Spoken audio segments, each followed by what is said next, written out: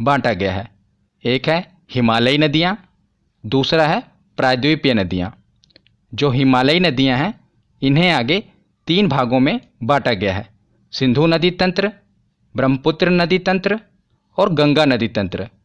तो पूरे उत्तर भारत से लेकर पूर्वोत्तर भारत तक, यानी कि नॉर्थ से लेकर नॉर्थ ईस्ट तक इन नदियों का विस्तार है, हिमालयी नदियों का। तो आज के इस वीडियो में हम सिंधु नदी तंत्र और ब्रह्मपुत्र नदी तंत्र इसे कवर करेंगे। इसे नेक्स्ट पार्ट में जो गंगा नदी तंत्र है उसे कवर करेंगे, क्योंकि ये थोड़ा बड़ा टॉपिक है। गंगा नदी तंत्र तो सेकंड पार्ट में कवर करेंगे। और लास्ट वीडियो में हम जो प्रायद्वीपीय नदियां हैं, यानी कि जो मध्य भारत और दक्षिण भारत की नदियां हैं, उन्हें कवर करेंगे। तो ये वीडियो 3 पार्ट्स में आएगी, मतलब कि भारत की नदियां हम 3 पार्ट्स में कवर करेंगे। तो आज के इस वीडियो में हम सिंधु नदी तंत्र और ब्रह्मपुत्र नदी तंत्र को कवर करेंगे। तो चलिए बिना देरी किए हुए वीडियो को शुरू करते हैं। और सबसे पहले देखते हैं सिंधु नदी तंत्र। तो सिंधु नदी तंत्र में जैसा कि नाम से ही क्लियर है, मुख्य नदी होगी सिंधु नदी और बाकी की नदियां इसकी सहायक नदियां होंगी। तो सबसे पहले देखते हैं सिंधु नदी। सिंधु नदी 3 देशों में होकर बहती है। कौन कौन से? चीन, भारत और पाकिस्तान।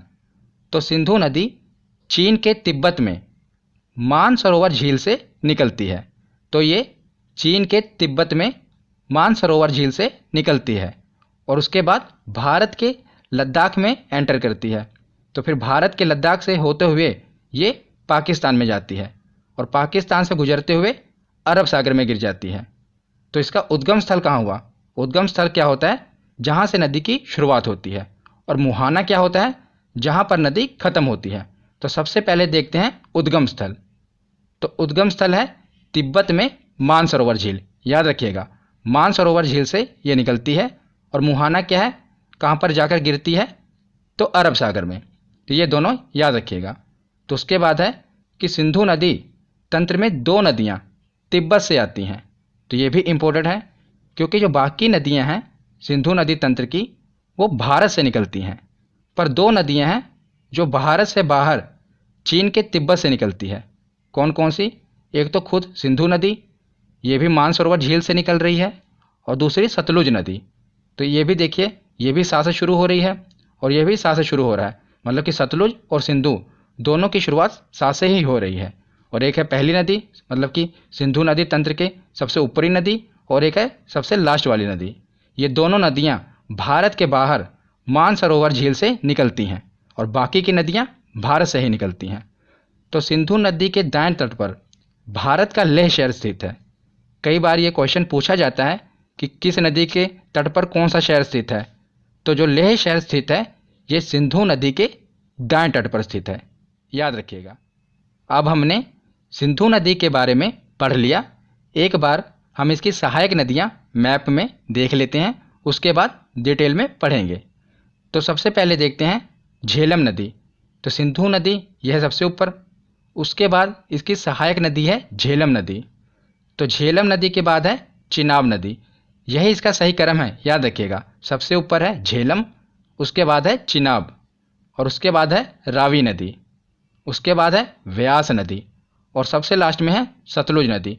सिंधु नदी तंत्र की शुरुआत सा से ही हो रही है, सिंधु से, और ख़त्म भी सा पर ही हो रही है, यानी कि सतलुज पर। सा से शुरू होकर सा पर ही ख़त्म हो रही है। तो सही क्रम क्या है?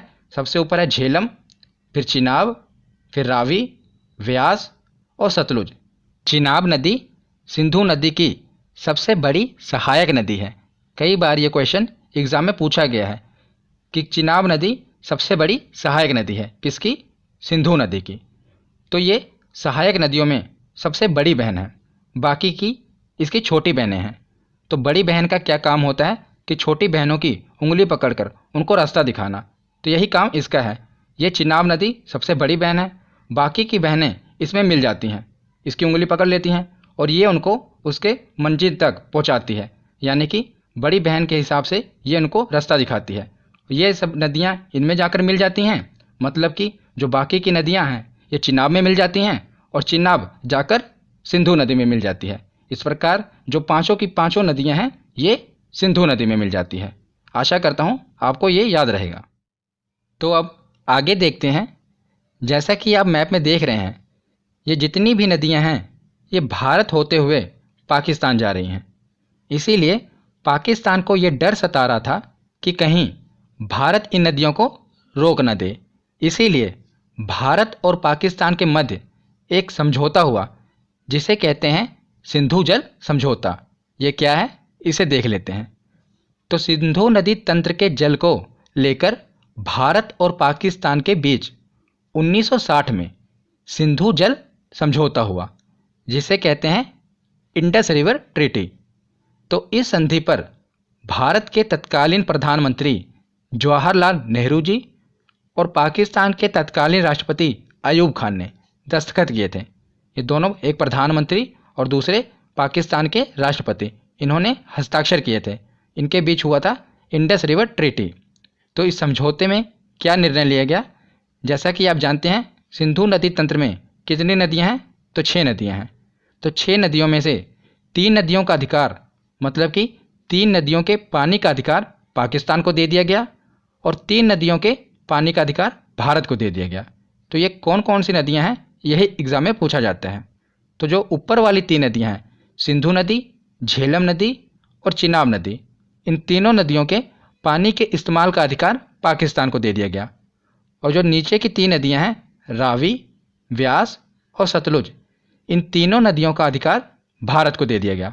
तो ऊपर की 3 नदियों का इस्तेमाल पाकिस्तान करेगा और नीचे की 3 नदियों का इस्तेमाल भारत करेगा। तो इस समझौते के तहत जो ऊपर की 3 नदियां हैं, इनका पानी भारत नहीं रोक सकता। वहाँ पर विद्युत उत्पन्न कर सकता है, मतलब कि बिजली का उत्पादन कर सकता है, पर पानी नहीं रोक सकता। ये इसमें डिसाइड हुआ है। तो आशा करता हूँ आपको सिंधु जल समझौता समझ आ गया होगा। तो अब हम एक एक करके जो सिंधु नदी तंत्र की सहायक नदियाँ हैं इनको पढ़ते हैं। तो सबसे पहले हम शुरुआत करते हैं सिंधु नदी तंत्र की सबसे बड़ी सहायक नदी चिनाब से। तो चिनाब का उद्गम स्थल और मुहाना देख लेते हैं, क्योंकि एग्ज़ाम में यही पूछा जाता है कि इस नदी का उद्गम स्थल बताओ, मुहाना बताओ, और जो विशेष बातें हैं वो भी हम पढ़ेंगे। तो सबसे पहले चिनाब नदी का उद्गम स्थल। तो चिनाब नदी कहाँ से निकलती है? बारालाचा दर्रा। ये मैंने आपको दर्रे की वीडियो में बताया था कि बारालाचा दर्रा कहाँ पर है, तो हिमाचल प्रदेश में है। तो चिनाब नदी निकलती है हिमाचल प्रदेश से। हिमाचल प्रदेश से निकलती है और ये ख़त्म कहाँ पर होती है? तो आपको पता है ये सभी नदियाँ सिंधु नदी में जाकर मिल जाती हैं। तो ये सिंधु नदी में जाकर मिल जाती है।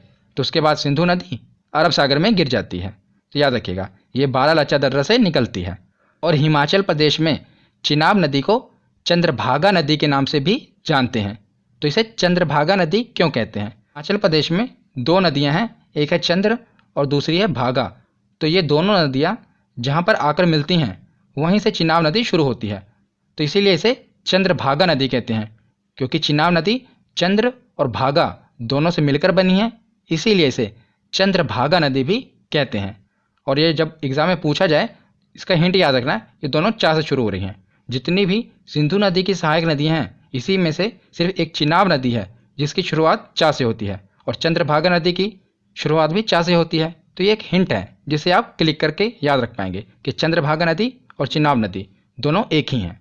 तो उसके बाद देखते हैं कि चिनाब सिंधु नदी की सबसे बड़ी सहायक नदी है। ये मैंने आपको पहले ही बता दिया था कि जो चिनाब नदी है ये सिंधु नदी की सबसे बड़ी सहायक नदी है। तो चिनाब नदी हमने देख ली। अब हम बाकी की सहायक नदियाँ एक एक करके देखते हैं। तो इनको मैंने एक ही स्लाइड में कवर कर दिया, इनका उद्गम स्थल और मुहाना और जो विशेष बातें याद रखनी है, तो इसे आप याद रख पाएंगे।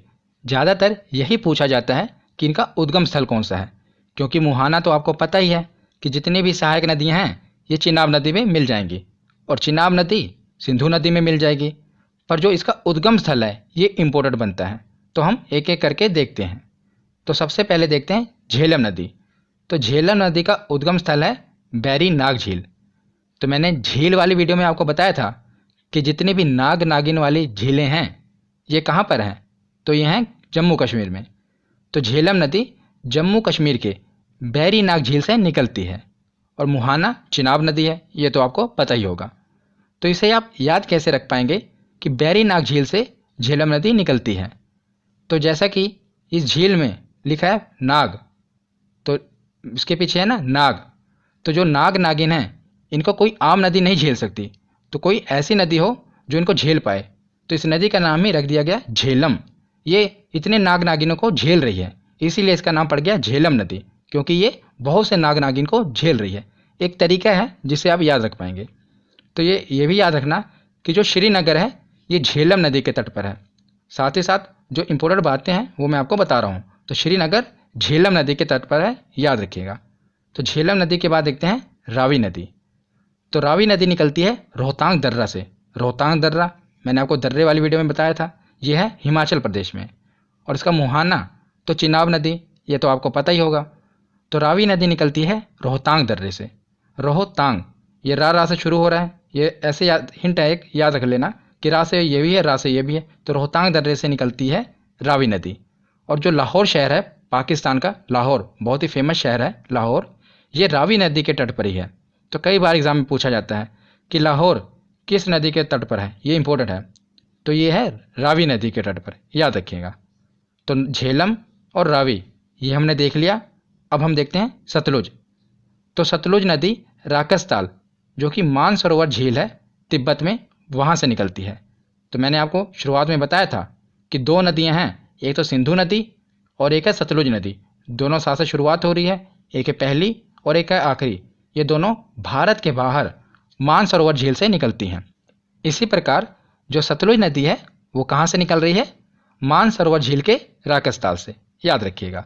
तो जो भाखड़ा बांध है ये सतलुज नदी पर है। कई बार एग्जाम में पूछा गया है कि भाखड़ा बांध किस नदी पर है, तो याद रखिएगा सतलुज नदी पर है भाखड़ा बांध।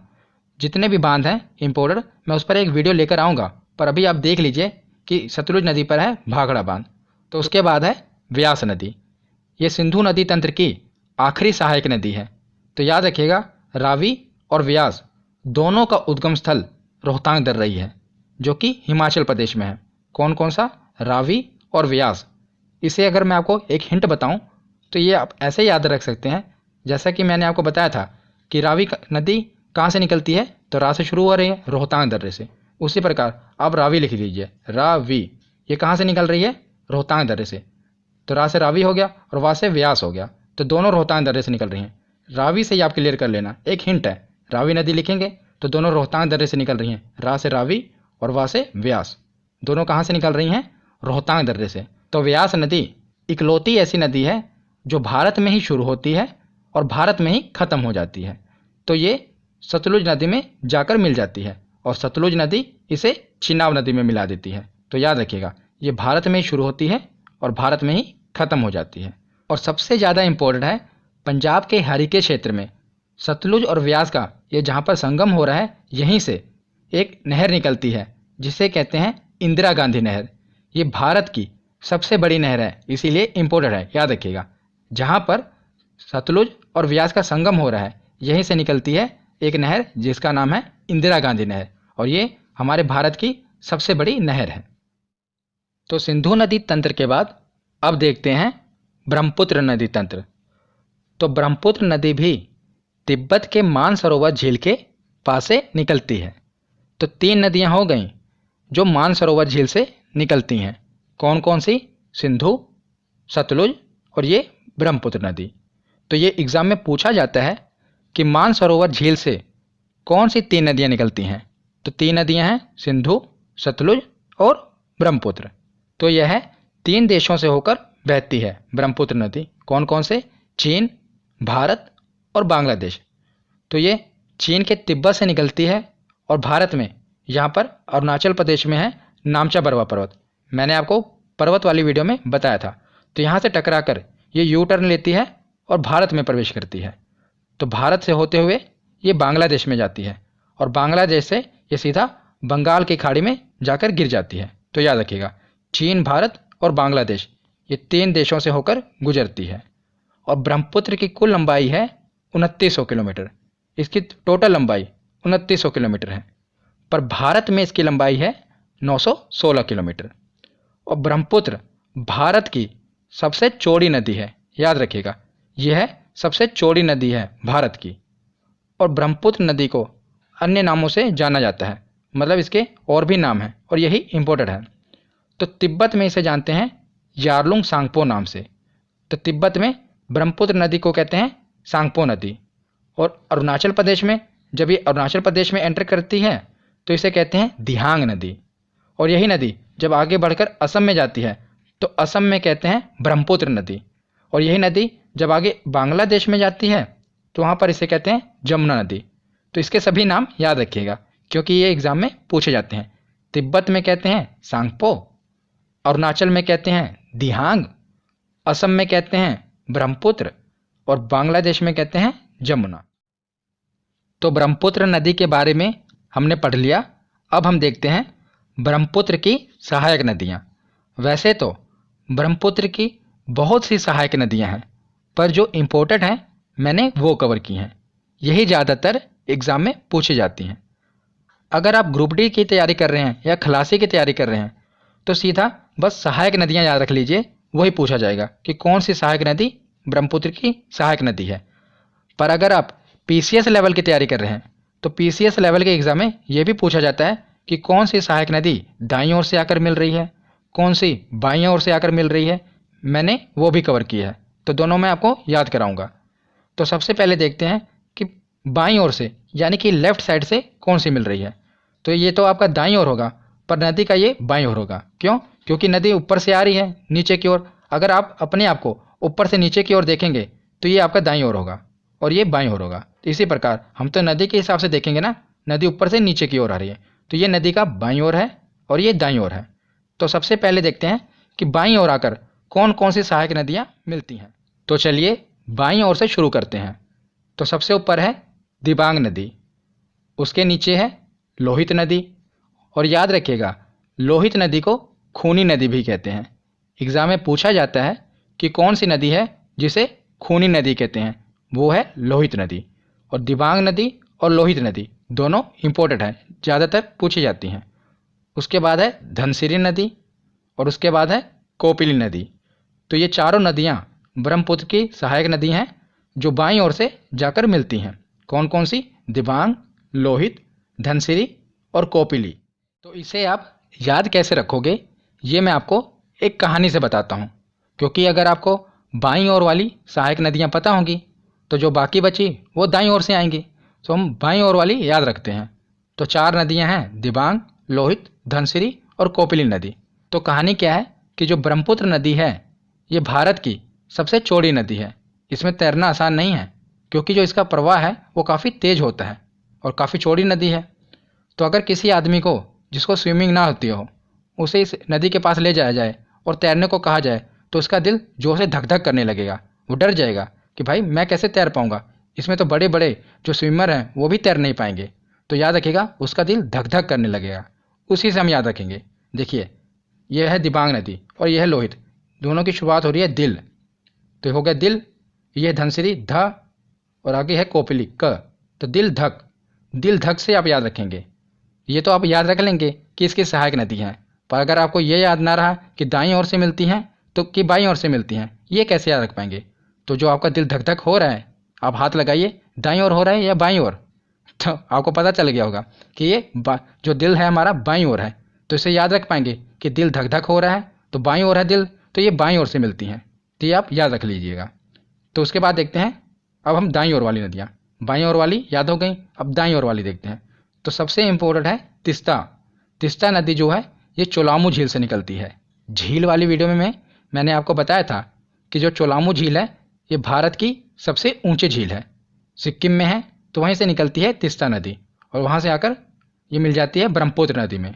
उसके बाद है संकोश नदी और उसके बाद है मानस नदी और उसके बाद है सुबनसिरी नदी। तो ये चार नदियाँ हैं, ये मिलती हैं दाईं ओर से और ये हैं चार नदियाँ, ये मिलती हैं बाईं ओर से। तो बाईं ओर वाली या तो आपको याद रहेंगी ना कि दिल धक धक करने लगता है। अगर कोई आदमी ब्रह्मपुत्र में तैरने को कह दे तो दिल धक से याद रखेंगे। और दिल धक धक, हमारा दिल कहाँ पर है तो बाईं ओर है, तो ये बाईं ओर से मिलती हैं। तो उसके बाद लास्ट में देखते हैं कि दुनिया का सबसे बड़ा नदी द्वीप माजुली जो कि ब्रह्मपुत्र नदी में ही है और ये असम में है। जो जहाँ से असम में ब्रह्मपुत्र नदी गुजरती है ना, वहीं पर सबसे बड़ा नदी द्वीप है माजुली। ये दुनिया का सबसे बड़ा नदी द्वीप है। और असम ने तो इसे द्वीप जिला भी घोषित कर दिया है, इसको एक जिला घोषित कर दिया है माजुली के। याद रखिएगा, इतना बड़ा ये द्वीप है माजुली द्वीप, ये ब्रह्मपुत्र नदी पर है। तो यहाँ पर हमारा थ्योरी सेक्शन कंप्लीट होता है। अब हम देखते हैं कि हमारे प्रीवियस ईयर के क्वेश्चन कितने सही होते हैं। तो चलिए प्रीवियस ईयर के क्वेश्चन लगाते हैं। तो चलिए प्रीवियस ईयर क्वेश्चन देखते हैं कि हमारे कितने क्वेश्चन सही होते हैं। सबसे पहला प्रश्न है कि सिंधु नदी का उद्गम स्थल कौन सा है। तो बताइए कि सिंधु नदी का उद्गम स्थल कौन सा है। तो ये कहाँ से निकलती है, मानसरोवर झील से। इसका ऑप्शन होगा ए। अगला प्रश्न है कि तिब्बत के मानसरोवर झील से कौन सी नदी निकलती है। तो तिब्बत के मानसरोवर झील से 3 नदियाँ निकलती हैं। कौन कौन सी, सिंधु, सतलुज और ब्रह्मपुत्र। तो इसका सही ऑप्शन होगा ऑप्शन डी, तीनों नदियाँ तिब्बत के मानसरोवर झील से निकलती हैं। अगला प्रश्न है कि सिंधु नदी जल समझौते के अनुसार कौन सी नदी पाकिस्तान द्वारा शासित नहीं है। मतलब कि किस नदी का अधिकार पाकिस्तान को नहीं है। तो 3 नदियाँ थी ऊपर वाली, कौन कौन सी थी, सिंधु, झेलम और चिनाब। ये 3 नदियाँ हैं पाकिस्तान के अधिकार में। तो बची कौन, रावी। इस पर पाकिस्तान का शासन नहीं है। तो याद रखिएगा कौन सी, रावी नदी। अगला प्रश्न देखते हैं कि सिंधु नदी की सबसे बड़ी सहायक नदी कौन सी है। तो कौन सी है सबसे बड़ी सहायक नदी। तो यह है चिनाब नदी। यही है ना सबसे बड़ी बहन, चिनाब नदी। यही सिंधु नदी की सबसे बड़ी सहायक नदी है। अगला प्रश्न है कि मानस नदी किस नदी की सहायक नदी है। तो बताइए मानस नदी किस नदी की सहायक नदी है। तो यह है ब्रह्मपुत्र नदी की सहायक नदी। और बताइए दाईं ओर से मिलती है ये बाईं ओर से। तो दिल धक में तो ये आ नहीं रहा ना, दिल धक, तो बचा है ये, तो ये राइट साइड से मिलेगी, मतलब कि दाईं ओर से। तो याद रखिएगा। अगला प्रश्न है कि भारत में सांगपो नदी को किस नाम से जाना जाता है। तो सांगपो नदी को किस नाम से जानते हैं। तो ब्रह्मपुत्र नदी के नाम से जानते हैं भारत में। सांगपो नदी को, मतलब कि ब्रह्मपुत्र नदी को तिब्बत में कहते हैं सांगपो नदी, और भारत में अरुणाचल प्रदेश में कहते हैं दिहांग, और असम में कहते हैं ब्रह्मपुत्र। तो अगला प्रश्न है रावी नदी का उद्गम स्थल कौन सा है। तो बताइए रावी नदी कहाँ से निकलती है। तो मैंने आपको बताया था दोनों की शुरुआत हो रही है रारा से। तो इसका सही ऑप्शन होगा ऑप्शन ए, रोहतांग दर्रा। रोहतांग दर्रे से निकलती है रावी नदी। अगला प्रश्न है कि अरुणाचल प्रदेश में प्रवेश करने के बाद ब्रह्मपुत्र नदी को किस नाम से जाना जाता है। तो जब ये अरुणाचल प्रदेश में प्रवेश करती है ब्रह्मपुत्र नदी, तो इसे किस नाम से जानते हैं। तो इसे कहते हैं दिहांग नदी। अरुणाचल प्रदेश में प्रवेश करती है तो दिहांग कहते हैं, जब असम में जाती तो इसे ब्रह्मपुत्र कहते हैं। याद रखिएगा। तो अगला प्रश्न है कि हिमाचल प्रदेश में चंद्रभागा नदी किसको कहते हैं। तो बताइए इसकी भी ट्रिक क्या थी। तो चा से शुरुआत हो रही है, चा से इसकी भी शुरुआत हो रही है। तो चंद्रभागा नदी को ही चिनाब नदी कहते हैं। चिनाब नदी को चंद्रभागा नदी क्यों कहते हैं, क्योंकि ये चंद्रा और भागा नदी से मिलकर बनी है, इसीलिए इसे चंद्रभागा नदी कहते हैं। अगला प्रश्न है कि भारत की सबसे चौड़ी नदी कौन सी है। तो बताइए कौन सी है चौड़ी नदी। तो ये है ब्रह्मपुत्र नदी। अगला प्रश्न है कि दुनिया का सबसे बड़ा नदी द्वीप माजुली किस नदी पर है।